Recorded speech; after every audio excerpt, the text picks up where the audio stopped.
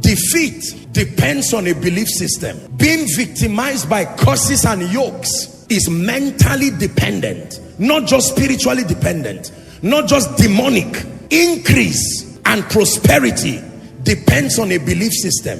Manifesting excellence and leadership depends on a belief system.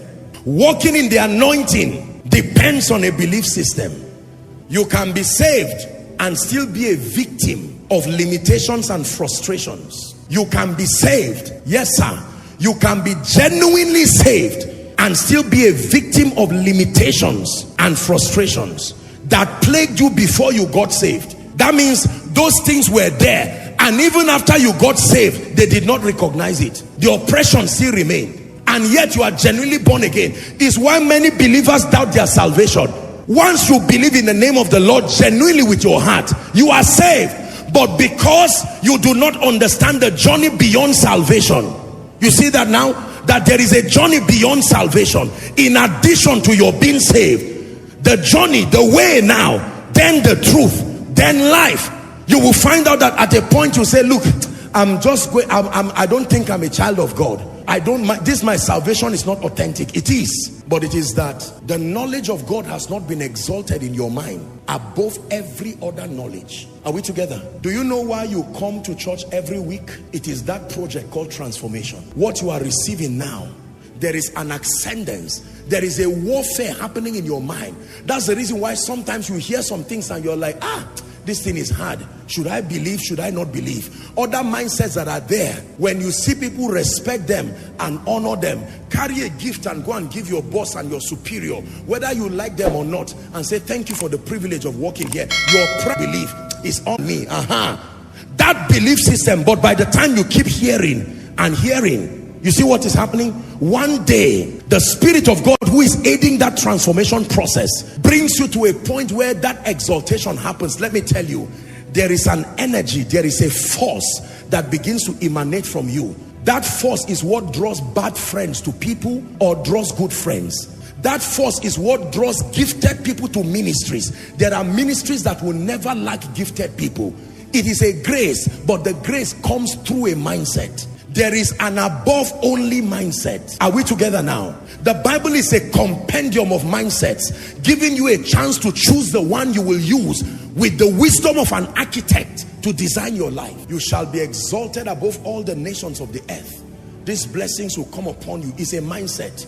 When men say there is a casting down, they are not verses, they are mindsets. You can buy them with humility and place them and begin to ward the limiting mindsets. Oh, I think I don't. It's a mindset. Why is it unnecessary? It's a mindset. It leads people away from God. You see that? It's a mindset. But the owner, the holiest person of all, owns the earth and owns everything. And yet, he did not backslide by owning the earth. The cattle on 1,000 hills belongs to him. And yet, his holiness did not diminish with the presence of these things.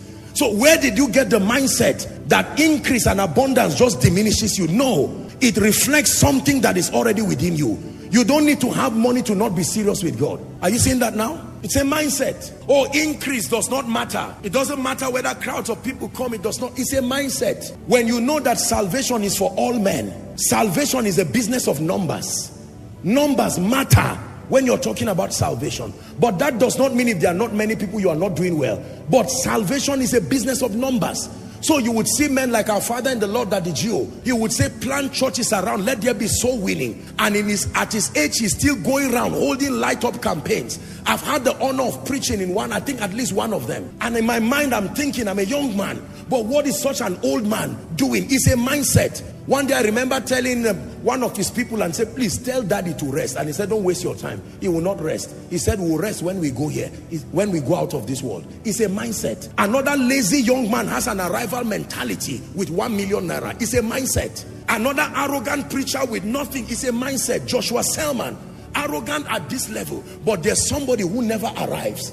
Arrival is a mindset. The passion to continue is a mindset. And all of these mindsets exert energy. Let me tell you, you are being affected by my mindset.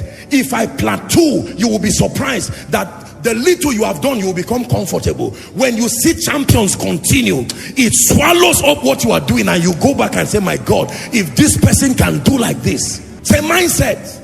When you see anointed people still praying and fasting and studying the word, it's a mindset that there are still more lands to conquer. Are we together now? Yes. Please, believers, hear me. If this sermon does not affect you, then forget about liberty. Demons used to oppress me as a preacher. I've told you my story. Not as a believer, as a preacher. I was already anointed. I would go for programs and great miracles will happen, and return back and lie down, and here comes these spirits to my room. I said, what is all this nonsense? How can I be ministering in the power of God and then I return back and they're oppressing me? Because they have no respect for whether you are called pastor, whether you are called prophet. Once they find something that attracts them, they will come. And they will not just come, they will prevail. Satan cometh to me. Poverty cometh to me. Prosperity cometh to me. So all the realities that you need and hate in life, you are like in a, permit me to use the word, a swimming pool that is full of everything. Poverty is flowing around you. Wealth is flowing around you. Increase is flowing around you. But the one that comes to you is the one that finds a component within you that draws it to you. This is the concept of what we know to be familiar spirits. You know why they are familiar? They want certain occurrences to remain in certain lives, in certain territories. So they study the mindset that attracts that trouble, and they create a stronghold around it, so that everybody from that family thinks that way. Grandfather transfers it to father, so the evil continues. If a child stands up and says, I'm breaking it, you don't break it by saying, I rebuke it alone. You rebuke it, but you start re-engineering your thinking.